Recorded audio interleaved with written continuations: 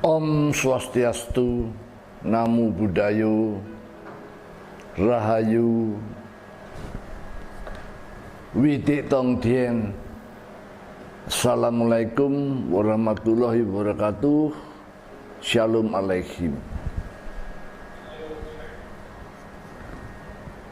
Saudara-saudara yang saya cintai, sebangsa dan sedunia, seumat, betapa saya merasa bahagia pada malam ini mendapat kesempatan untuk mengisi acara dalam The House of Interfaith Study yang sudah kita mulai tanggal 26.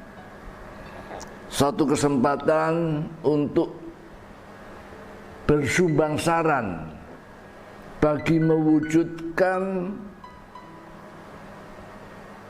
mimpi, harapan tiap manusia, terutama tiap umat beragama, untuk menciptakan dunia yang damai, adil, beradab.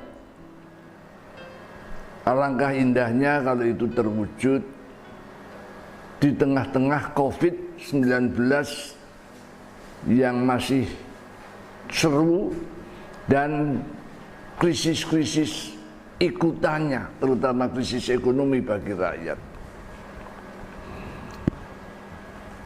Malam ini saya akan menggunakan kesempatan untuk membawakan satu pandangan dari umat Kristen dengan judul menjawab tantangan Yesus Kristus. Kami sebagai orang Kristen tentunya sesuai dengan namanya Kristen, itu adalah pengikut Yesus Kristus yang percaya dan mengikuti ajaran Yesus Kristus. Lebih dekat lagi, murid-murid Yesus Kristus. Nah, bagaimana kami sebagai murid ini bisa menjalankan segala ajaran dan perintah sehingga kami di sekolah Kristus bisa lulus dengan baik. Artinya, kalau di dalam kitab suci dikatakan umat Kristen itu lulus kalau menjadi berkat bagi sesama manusia. Itulah perjanjian antara Allah dan Ibrahim. Oleh keturunanmu dunia menjadi berkat. Ini adalah impian dan harapan. Dasein yang kemarin kita sebut. Tapi dalam kenyataannya dasolen, kita menghadapi satu kenyataan yang memilukan. Karena hubungan-hubungan umat beragama yang tidak harmonis. Dalam sejarah panjang agama yang kemudian tidak lepas dari kepentingan duniawi dengan kecerdasannya, yaitu negara dan politik. Akhirnya agama yang merupakan ajaran karakter dan moral ini bergeser menjadi institusi dengan segala doktrin, dogma yang kaku.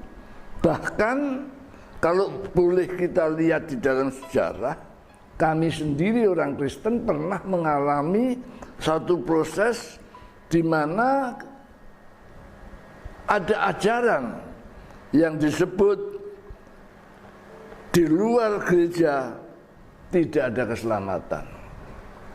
Extra ecclesia nulla solus. Dengan adanya perubahan posisi ini, maka agama juga bergeser. Kalau kemarin Pak Nasaruddin sudah ngomong agama itu sebagai rahmatan, dalam kenyataannya kita akan melihat agama itu menjadi laknatan. permusuhan, kebencian yang tidak putus-putus.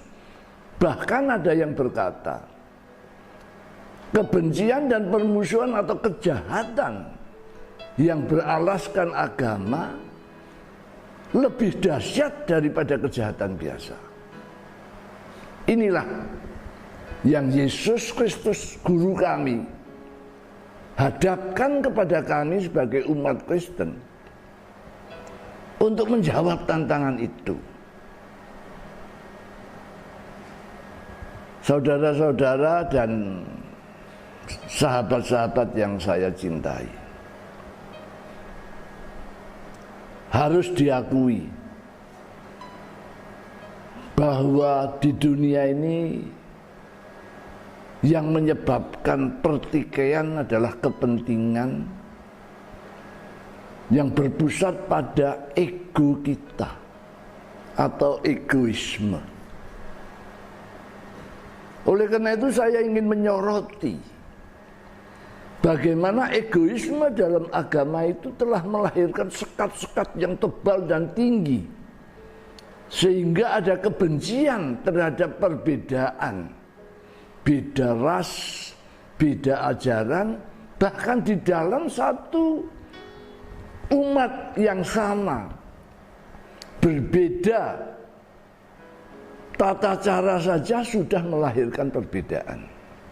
Yang paling menderita sebenarnya kami orang Kristen, karena harus kami akui Kristen yang berkembang sekarang ini mencatat lebih dari 800 denominasi,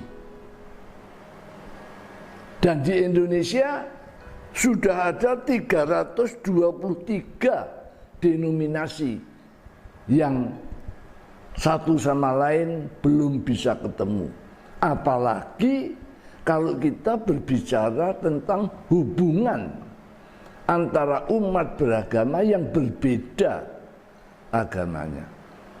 Di dalam des inilah kami mengundang dan kami hadir bersama tokoh agama untuk mencapai satu tujuan yang indah. Tuhan itu satu. Ini adalah satu manifestasi yang luhur yang kita bersama-sama mau bangun.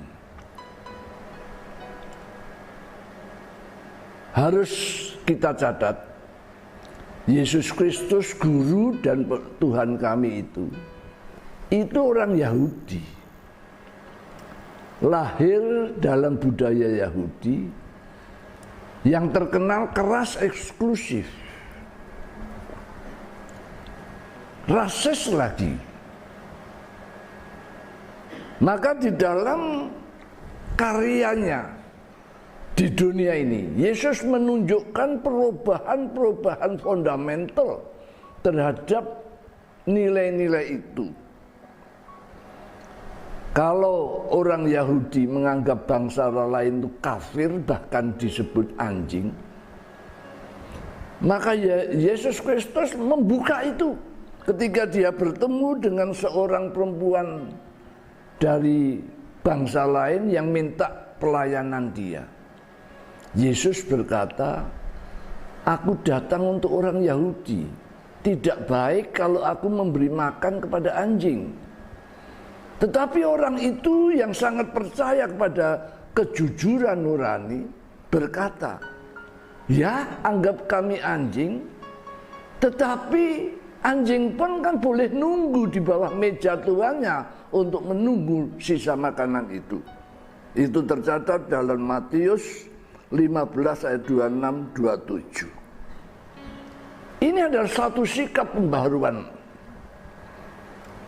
Masih ada sekat lain tentang bangsa.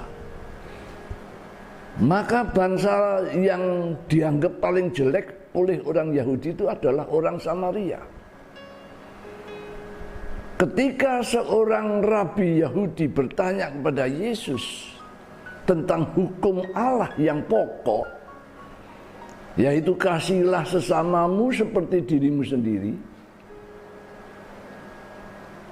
Orang Yahudi bertanya, siapakah sesamaku? Yesus dengan sangat jelas, sederhana menunjukkan dengan cerita. Dia bercerita tentang orang Samaria yang baik, yang menolong orang Yahudi yang dirampok. Pada saat imam-imam Yahudi yang lewat tidak mau menolong, tokoh-tokoh Yahudi yang lewat tidak menolong, tapi orang Samaria menolong. Kalau perumpamaan ini kita terima, bukan berarti di Yahudi tidak ada orang yang baik, tetapi inilah pembukaan sekat. Inilah nilai kemanusiaan yang praktis dan nilai kemanusiaan yang nyata untuk mengimplementasikan prinsip-prinsip agama yang benar. Disinilah satu tantangan yang berat. Masih ada lagi tentang status sosial. Kalau ada orang yang terkenal dengan cacat moralitas atau koruptor, maka mereka akan dikucilkan. Inilah sifat manusia. Manusia itu mencintai dosa, tapi membenci orang berdosa. Yesus membalik nilai itu dengan ajaran dan praktek mencintai orang berdosa, tapi membenci dosa. Itu nyata dalam kisah ketika seorang koruptor, pemungut pajak, jadi nyatanya kayaknya departemen pajak ini berkaitan dengan korupsi yang dari dulu. Maka ketika pemungut cukai itu kepingin mendapat pencerahan, dia datang kepada Yesus. Orang sekitarnya tidak senang. Yesus berkata kepada Sakeus, Sakeus, aku mau datang dan mampir ke rumahmu.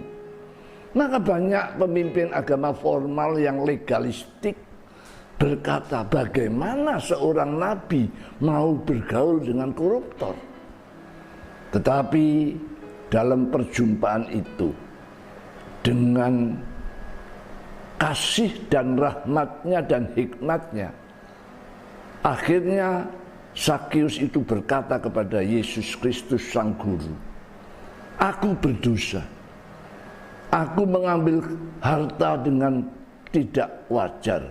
Sekarang saya mau mengembalikan separuh dari hartaku, saya bagikan kepada rakyat yang miskin, dan yang separuh lagi saya simpan. Kalau ada orang yang saya peras, saya ganti 4 atau 5 kali. Ini adalah satu perubahan nyata. Nah, disinilah saya melihat tantangan Yesus yang saya mau sampaikan hari ini adalah tantangan menghadapi bagaimana kita mengalahkan egoisme untuk mewujudkan kemanusiaan yang adil dan beradab, untuk memuliakan Allah yang Maha Pengasih. Seperti tadi sudah saya sampaikan di depan, maka sumber daripada kejahatan itu adalah cinta diri dan hamba uang. Bagaimana kita sebagai murid-murid Yesus bisa mengalahkan egoisme yang sudah meracuni diri kita? Itulah bisa ular yang sudah ada dalam manusia pertama. Yesus mengajarkan dengan sangat sederhana, dan itu bisa dipraktekkan. Ada satu kuasa, satu kekuatan yang bisa mengalahkan egoisme yang mendarah daging dalam manusia, yaitu cinta. Oleh karena itu Allah menawarkan kepada dunia di dalam kabar baik. Yesus bersaksi Begitu besar kasih Allah kepada dunia, bukan orang Kristen, kepada dunia. Sehingga barang siapa percaya kepadanya, maka dia akan selamat, tidak binasa. Yesus memberikan teladan pada kita bagaimana yang disebut percaya itu sebagai bukti cinta yang sejati. Dalam pergumulannya yang paling berat, menjelang dia disalibkan, Yesus pun tidak mau disalib. Maka dia meminta kepada Allah, "Ya Bapa, kalau boleh, cawan ini lalu daripadaku." Tetapi dia tidak berhenti di situ. Yesus memberikan contoh, "Tetapi bukan kehendakku, melainkan kehendak-Mu lah yang terjadi." Artinya egoisme kita diserahkan karena cinta kita kepada yang Maha Kasih itu. Jadi terbukti rahasia besar yang harus kita perjuangkan bersama adalah mencintai Allah lebih dari segalanya, sehingga kita bisa mencintai sesama manusia seperti diri sendiri, dan kita berlaku adil, setia, rendah hati, taat, dan jujur. Inilah bukti nyata yang Yesus tawarkan sebagai tantangan bagi kita. Pertanyaannya, bisakah kita melakukan itu? Kembali kepada jawaban. Semua teori ini akan larut, semua pendirian kita ini akan lenyap kalau kita cinta. Dan rumus cinta sangat sederhana. Dapatkah kita mencintai seseorang kalau kita tidak kenal? Maka kitab suci juga mengatakan, kenalilah Allahmu. Demikian juga kita mengenali Yesus, supaya kita bisa menikmati hubungan yang pribadi. Hubungan Allah dan manusia itu hubungan pribadi. Kalau kita mengenal Dia, merasakan cintanya, mensyukuri segala kasih setianya, maka ada satu kuasa sehingga kita bisa mencintai Dia segenap hati, jiwa, akal, budi, dan kekuatan kita. Dunia penuh dengan karya-karya maestro besar. Di tiap bangsa mengagumkan cinta itu. Di barat ada Romeo and Juliet, di Jawa ada Roro Mendut Prono Citro, di Tiongkok ada Sampai Ingtai.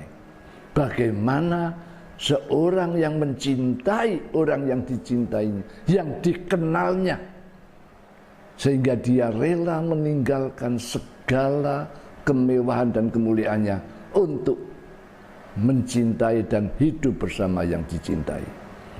Tidak kalah hebatnya bagaimana saudara kita besok, Bante Mahakaro akan cerita, barangkali Sang Siddhartha yang pangeran itu rela meninggalkan istananya untuk mencari cinta, kalau saya berkatakan.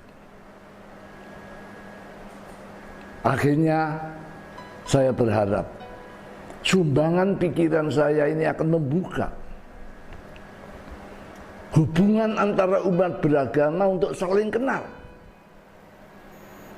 Sehingga dengan saling kenal itu, kita bisalah saling mencintai. Kalau selama ini kita berhadapan muka dengan muka, head to head, kebenaranku berhadapan dengan kebenaranmu. Tapi ketika cinta bersemi, akan muncul kebenaran kita. Saya senang dengan tulisan-tulisan para orang bijak. Tatuan Asih, aku adalah kamu. Alangkah indahnya Kalau dunia ini bisa sampai ke keadaan seperti itu. Itulah yang Yesus ajarkan. Ada satu catatan yang saya ingin sampaikan, supaya orang Kristen juga memperbaiki. Yesus bukan cuma milik orang Kristen. Bahkan Gus Dur pernah berkata, Yesus juga juru selamat. Artinya bukan sebagai orang harus jadi Kristen, tetapi ajarannya. Maka Yesus berkata dalam Yohanes 13, Aku punya domba-domba di kandang lain. Akan datang saatnya, maka semua itu akan menjadi satu kawanan dan satu gembala. Bukan nama gereja, bukan nama agama, tapi semua ini akan mencapai satu nilai kemanusiaan yang luhur, yang satu, sebagai wujud satunya Tuhan kita yang satu ini. Mudah-mudahan apa yang saya sampaikan ini menjadi sedikit sumbang saran untuk diskusi yang selanjutnya. Dan dengan demikian biarlah kita saling mengenal dan saling mencintai. Inilah tantangan yang Yesus ajukan pada kita. Maka ketika dia berkata, kalau dia datang, ada enggak iman? Akan kita buktikan bahwa kita beriman karena kita saling mengenal dan saling mencintai. Akhirnya saya mengutip satu ayat tentang cinta ini. Barang siapa mengatakan mencintai Allah yang tidak kelihatan, tetapi membenci sesamanya yang kelihatan, dia adalah penipu. Dan kita tidak mau jadi penipu. Mudah-mudahan kita sama-sama mencari kebenaran itu, dan atas izin Tuhan yang pengasih, kita akan membangun bangsa bersatu menjadi Indonesia yang menjadi berkat bagi dunia. Demikian yang bisa saya sampaikan, mudah-mudahan bermanfaat bagi bangsa dan dunia. Terima kasih.